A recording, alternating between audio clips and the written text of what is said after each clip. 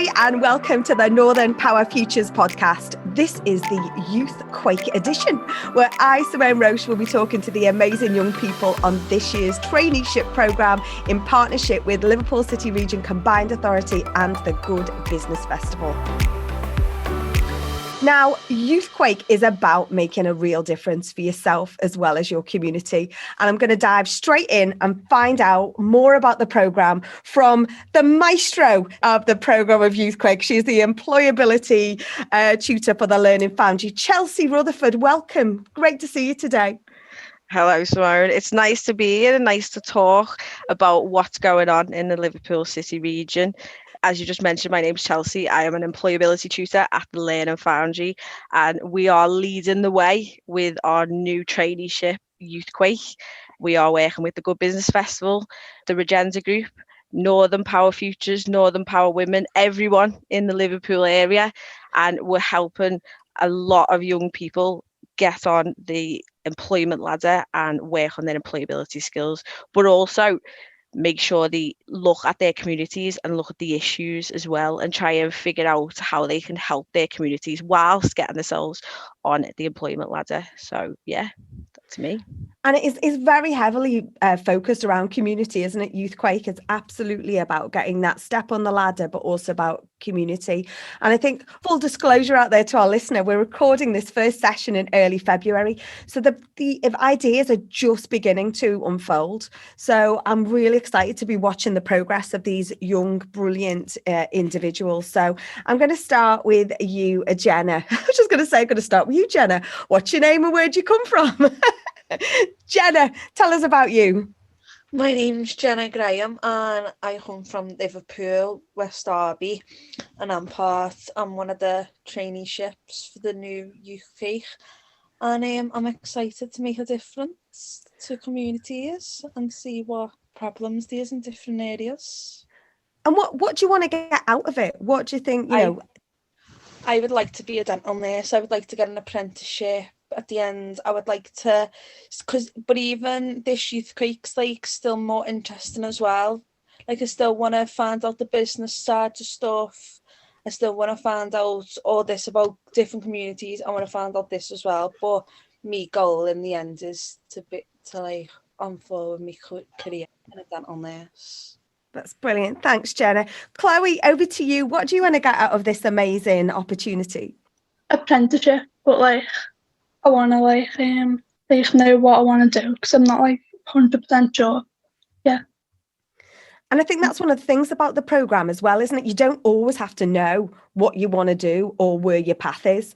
I didn't have a clue when I was your age, and I think sometimes it's just chatting with other people, seeing what the opportunities out there and what you can get involved with. That will open your eyes to new stuff, do you think, Chloe? Yeah. And what about you, Charlotte? Tell us about you. So I'm from Liverpool and around Dingle areas. I've joined this traineeship because I want to like learn, as Jenna said, the basic like the business side of things, but I also am hoping to get an apprenticeship in business law. Fab. And you are really new into this. And I think one of the things we want to talk about are the issues in your local area. And I've heard that some of you have already been coming up with solutions for them. Who wants to tell me about what one of the things that you've been looking at and what you've been doing? Any particular issues? Well, we've been looking at homelessness and saying that we could have more shelters, more places for them to stay, just more, give them more of an opportunity than they don't already have. That'll make a change to their whole day, even if it is just getting that 1 hour sleep. That's what they might just need. Absolutely. It's that one small thing, isn't it, that might not seem a lot, but can make a whole life change, can't it? Charlotte or Chloe, anything else that you've been, that's really come to you around some of the issues in your local area? We've been talking about gangs. A lot of boys or even girls, like nowadays, are like walking around in like big gangs of but most of them would be like carrying like weapons and stuff, and which is like has a big impact on other people because like when people look at the gangs, they're a little bit scared, so it makes people quite scared to see like big groups of boys and stuff.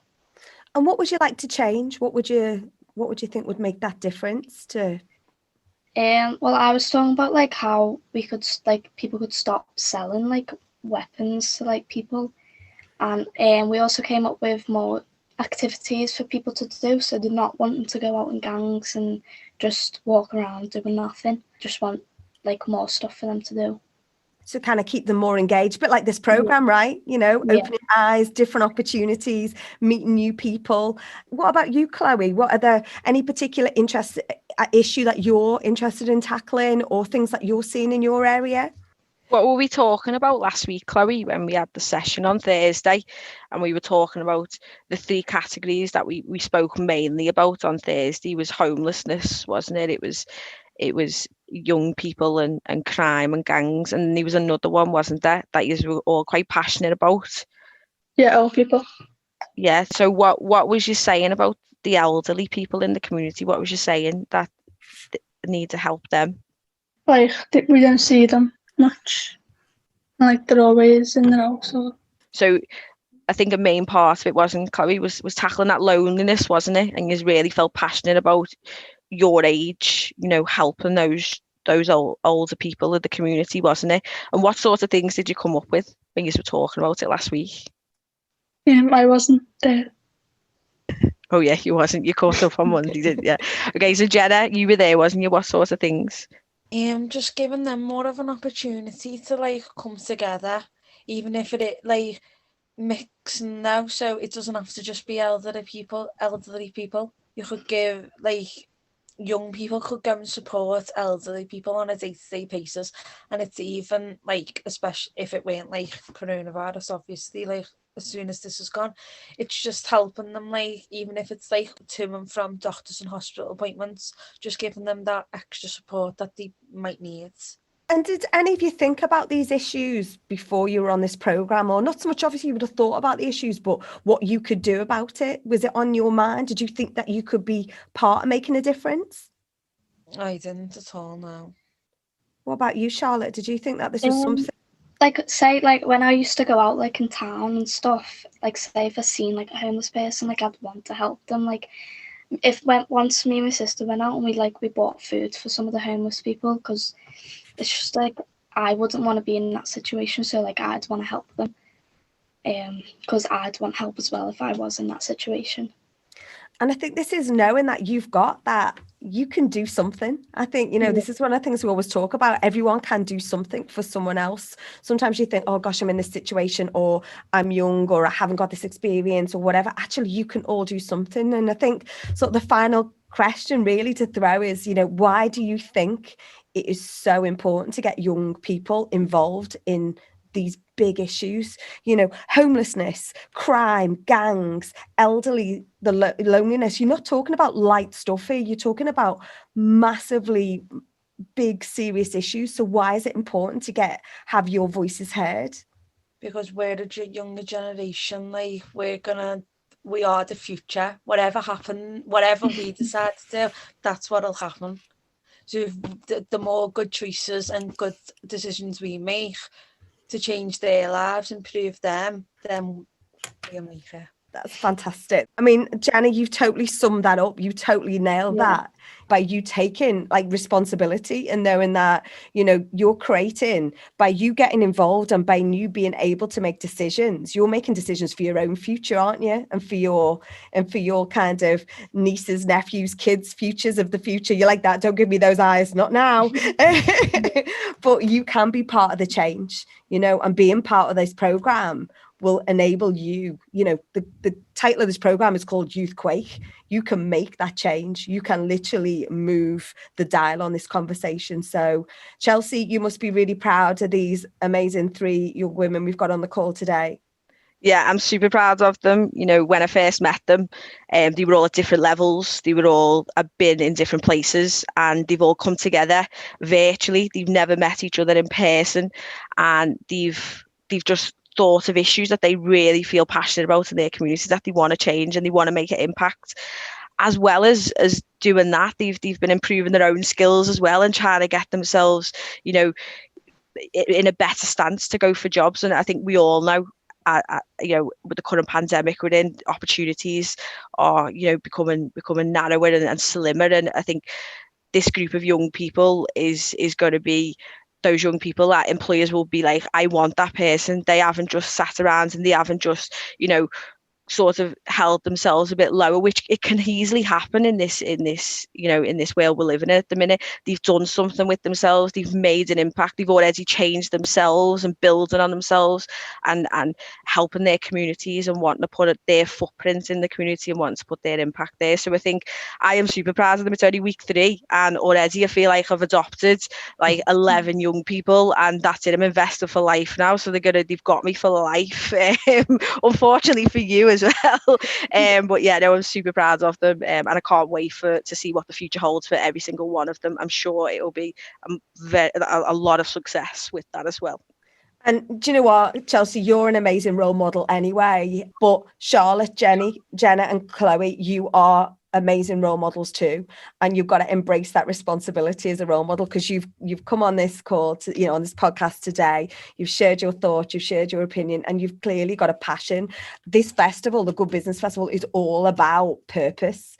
And like Chelsea said, when you're looking for your future roles and what you want to do, there's so much emphasis from an employer. Employers want people that are, don't have to be the most qualified in everything in the world, but it's about that passion and that purpose that can make you stand out. So you 3 keep being absolutely awesome and keep engaged on this fantastic program, and keep just doing whatever Chelsea tells you to do, because she's got your back. Thanks everyone for being involved in today's podcast. We look forward to catching up in a few weeks. Keep this amazing work going, because everything you're doing is totally awesome. Thank you so much from this week's podcast. Thank you for having us. Yeah. Thank you. Thank you. The team of young people then set to work to design a business that would help address some of the issues they'd identified in the first part of their project. A month on, I caught up again with the Impact Hub 555, as they'd call themselves, to find out how they were getting on and how they felt about pitching their idea to the dragons in the Dragon's Cave. Hi everyone, we are back at Youthquake. I cannot believe it has been a month since I last spoke with you, and you were developing your ideas and business plans. Today, really delighted to be joined by Georgia, Beth, Caitlin and Charlotte, who are going to talk us through the Impact Hub 555, which I think is absolutely amazing. It's creating a portable youth club using a double-decker bus that will drive around different areas, especially those that are more deprived. It's going to have a climbing wall on the back of it. It's going to have the ability to look at funding it so they can sell food and drink from the window of the bus, and they will employ young people that are looking for help and will generate an income to sustain it. So really excited to hear more about the project. Georgia, thank you for bringing this dream team together today. Georgia is the functional skills tutor for Youthquake. Welcome to today's update. Thank you so much. It's an honour to join them. I feel like I'm in the middle of some future fantastic, successful projects. So it is my absolute honour to bring them today, because these guys are fantastic. And do you know what? I cannot believe that this is only sort of 7 weeks into this traineeship. It's unbelievable what's already been achieved. So let's start with the group name, Impact Hub 555. Where did the inspiration for that come from? Beth, do you want to share that with us?